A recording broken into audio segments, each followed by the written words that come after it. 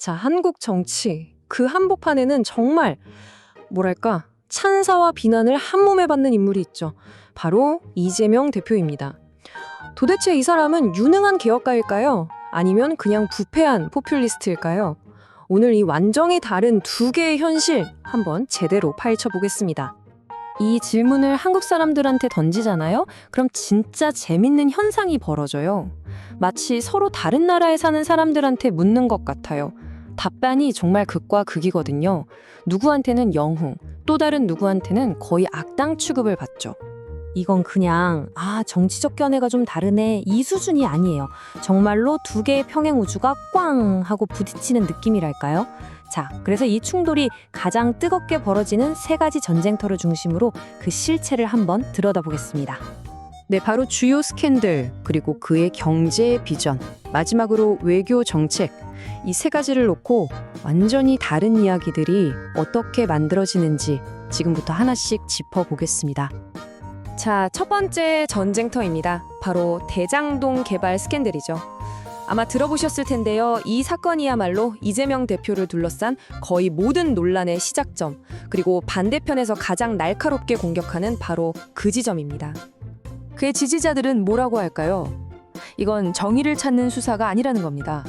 이건 그냥 정치 보복이다. 우리 편 사람을 제거하려는 정치적 마녀 사냥일 뿐이다. 이렇게 강하게 주장하죠. 자, 그런데 반대편에서는요, 완전히 다른 이야기를 합니다. 이건 대한민국 역사에 남을 만한 전례 없는 권력형 비리 사건이고 그 꼭대기에 바로 이재명 대표가 있다는 거죠. 그럼 중간에 있는 사람들은 어떨까요? 중도층이나 특정 정당을 지지하지 않는 사람들은요, 양쪽 말을 다 못 믿겠다는 분위기입니다. 정치 싸움은 그만하고 성역 없이 공정하게 수사해서 진실이 뭔지나 밝혀라, 이렇게 요구하고 있는 거죠. 그러니까 진짜 놀라운 게 이거예요. 똑같은 사건, 똑같은 팩트를 보고 있는데 누구는 이걸 정치 음모라고 하고, 누구는 희대의 범죄라고 하고, 또 누구는 진실을 알 수 없는 혼란이라고 본다는 겁니다. 완전히 다른 현실이죠.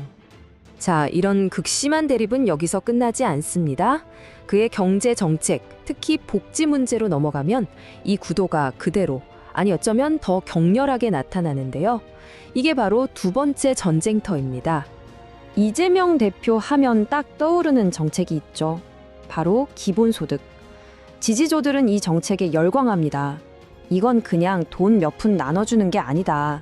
불평등을 해소하고 모두에게 최소한의 안전망을 깔아주는 정말 대담하고 꼭 필요한 개혁이다. 이렇게 보는 거죠. 하지만 비판하는 쪽에서는요, 고개를 절레절레 흔듭니다. 그거야말로 나라 망하게 하는 무책임한 포퓰리즘이다. 결국 미래 세대한테 감당 못할 빚만 떠넘기는 거 아니냐고 아주 강하게 비판하죠. 그러니까 보세요. 똑같은 기본소득이라는 정책을 두고 한쪽에선 미래를 위한 투자라고 하고 다른 쪽에선 나라 거덜내는 퍼주기라고 하는 겁니다. 이 둘 사이의 간극이 엄청나죠.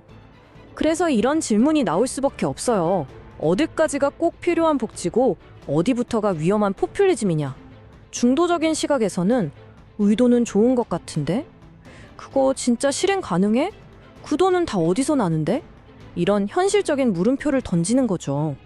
자, 이제 마지막 전쟁터로 가보겠습니다. 이런 대립은 국내 문제를 넘어서 나라의 운명이 걸린 외교 안보 문제로까지 이어집니다. 여기서도 평화냐 위기냐 두 개의 현실이 정면으로 부딪힙니다.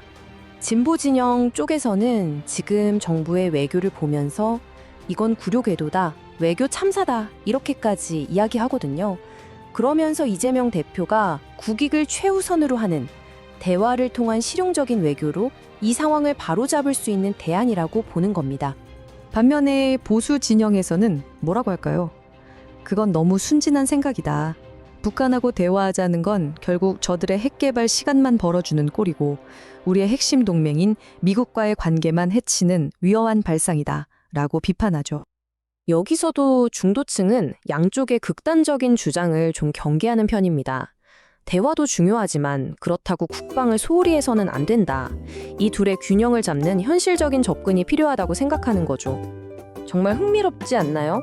한쪽에서는 이게 바로 실용주의다라고 하는 외교 방식을, 다른 쪽에서는 나라를 위기에 빠뜨리는 행위다라고 본다는 거, 똑같은 행동을 두고 해석이 180도 다른 겁니다. 자, 스캔들, 경제, 외교까지 살펴봤는데 도대체 왜 이렇게까지 시각차가 극심한 걸까요? 그 근본적인 원인이 뭘까요?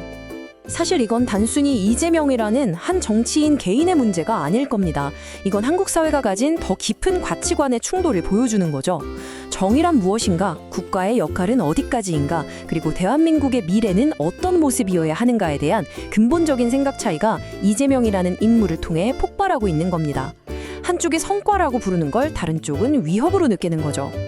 결국 우리가 기억해야 할 건 이거예요. 이재명 대표에 대한 진실은 어쩌면 이 두 개의 거대한 이야기 중에 어떤 이야기가 최종적으로 승리하느냐에 따라 결정될지도 모른다는 것. 그의 역사는 지금 이 순간에도 이 거대한 두 힘의 충돌 속에서 실시간으로 쓰여지고 있는 셈입니다. 앞으로 법원의 판결이 나오고 그의 정책들이 실제로 시험대에 오르겠죠. 과연 이 두 개의 이야기 중 어떤 것이 최종적으로 그의 시대를 정의하게 될까요? 그건 오직 시간만이, 그리고 앞으로 벌어질 일들만이 답해줄 겁니다.